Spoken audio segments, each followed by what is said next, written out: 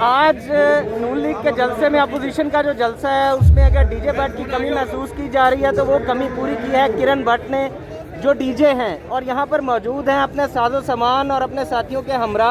आइए आपको उनसे मिलवाते हैं। अस्सलाम वालेकुम किरण। अस्सलाम वालेकुम, क्या हाल है आपके? अल्लाह का शुक्र। आपने जज्बा जवां है आप? हाँ, डर तो नहीं रही? नहीं, डर तो नहीं रही क्योंकि हम लोग इस टाइम कारोबार कर रहे हैं, ठीक है। और ये जो FIR का ये गलत है क्योंकि हम लोग कोरोना की वजह से बहुत ज़्यादा परेशान थे।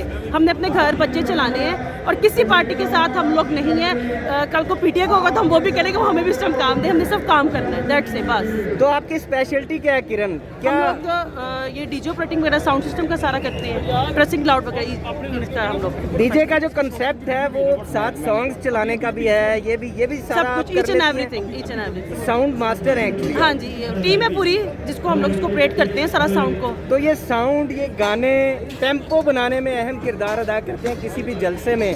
तो इससे पहले आपका क्या तजुर्बा है जलसों का? मैंने पहले हम इन शॉर्ट के PTA के भी कुछ इनडायरेक्ट काम थे, ये मैंने इस समय डायरेक्ट पे है, तो दैट से बस बाकी तो हम उम्मीद करते हैं कि डीजे भट्ट क्योंकि मर्द थे उनके खिलाफ तो मुकदमा हो गया। कुछ नहीं कह सकते, वो मेरा बेटी भाई है, वो भी मेरा भाई है। इंतजामिया इतनी शर्म करेगी कि एक खातून के खिलाफ मुकदमा दर्ज ना करे। हाँ ऑफ कोर्स, ऐसे क्योंकि हम लोग कारोबार कर रहे हैं, मैं बार बार रिपीट कर रही हूँ कि हम लोग सिर्फ कारोबार कर रहे हैं, ठीक है। और अगर डीजे भट्ट पे भी है तो गलत बात हो, मेरा बेटी भाई है, हम बरादरी का है, तो मैं उसके साथ ऑफ कोर्स उसको साथ होना भी चाहिए और वो कुछ मसला को वो भी खड़ा हो मेरे साथ इंशाल्लाह। Thank you so much. ये थी किरण भट्ट, नाज़रीन हमने आपको मिलवाया, उनसे इजाज़त देते हैं।